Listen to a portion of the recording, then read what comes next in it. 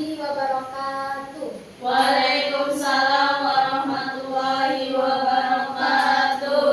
Gimana kabarnya anak-anak semua? Baik, Bu. Apa ada yang sakit? Tidak ada, Bu. Alhamdulillah. Sebelum pelajaran dimulai, silakan untuk ketua kelas Alina untuk memimpin doa. Berdoa dimulai. Berdoa selesai. Semoga dengan doa yang kita panjatkan, pembelajaran pada hari ini akan berjalan dengan lancar. Ada yang tahu teks deskripsi itu? Saya, Bu. Ya, Mbak, silakan.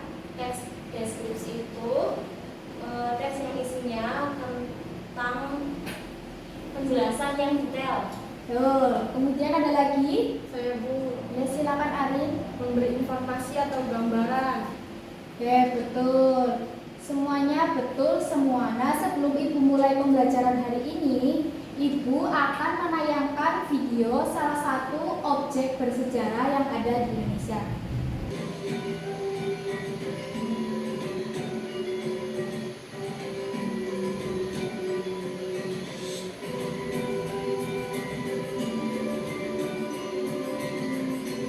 Oke, sudah cukup ya. Nah, kemudian coba deskripsikan video yang telah kalian lihat. Yang pertama, ini siapa? Saya, Bu. Ya, Num. Ada bangunan candi, Bu. Namanya Candi Prambanan. Tuh, kemudian saya, Bu. Ya, Niki artinya terbuat dari batu semua, Bu. Ya, betul. Kemudian ada lagi. Saya, Bu. Ya, Bangunannya besar dan tinggi, Bu. Ya, betul. Materi selanjutnya yaitu objek dalam teks deskripsi.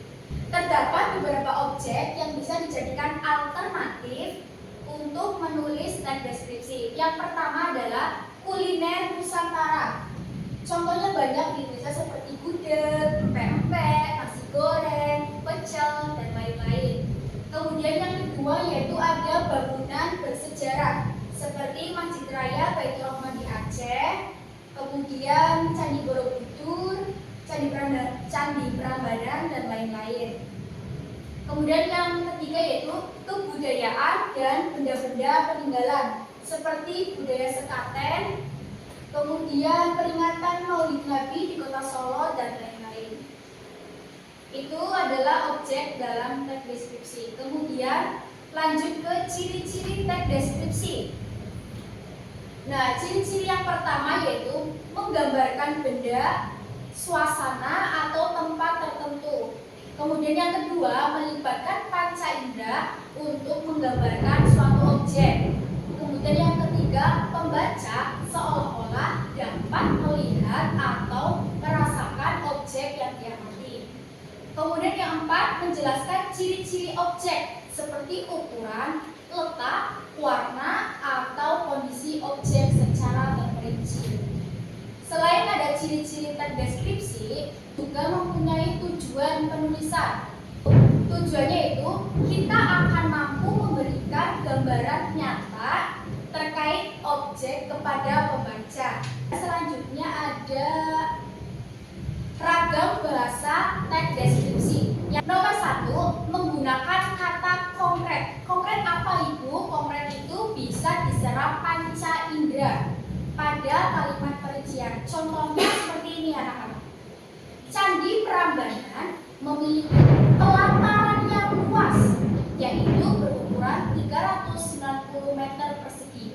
Jadi bagian kata konkret atau yang bisa diserap panca indera itu bagian dari pelataran yang luas. Tanpa kita melihat, kita bisa membayangkan, oh berarti halaman di Candi Prambanan itu luas. Seperti itu, teman-teman.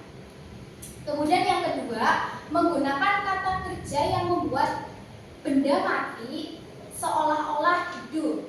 Contohnya seperti apa, Bu Guru? Contohnya itu pepohonan di sekitar Candi Prambanan menari-nari ketika terkena spoi angin sore.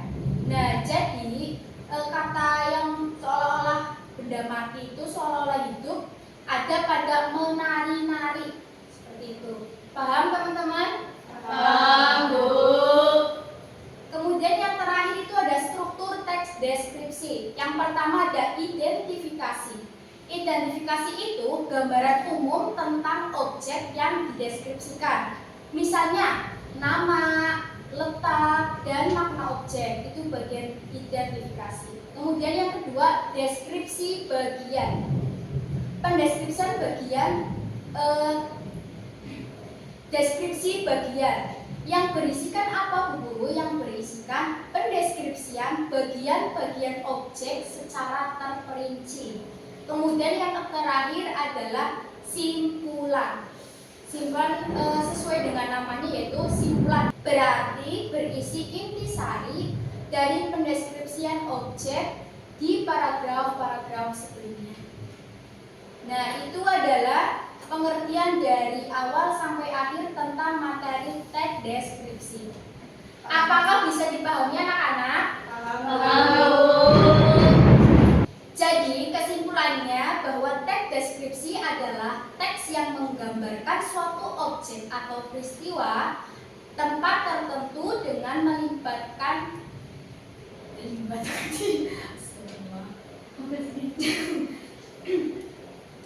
Jadi kesimpulannya bahwa teks deskripsi adalah teks yang menggambarkan suatu peristiwa atau tempat tertentu dengan melibatkan panca indera agar seolah-olah pembaca dapat melihat atau merasakan objek yang diamati dengan tujuan mampu memberikan gambaran nyata secara rinci atau detail kepada pembaca.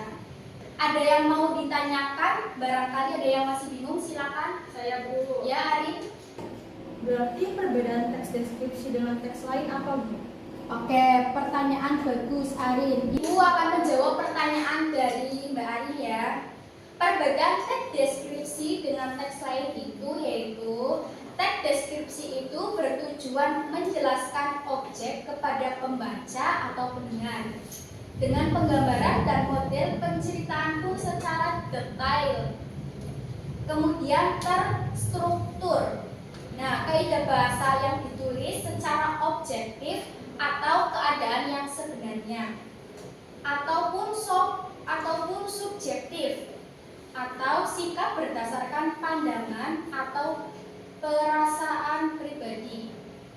Menggunakan kata benda sesuai topik.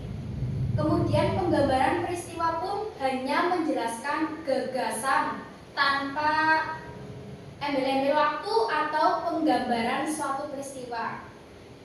Begitu Arin. Apa bisa dipahami? Bisa.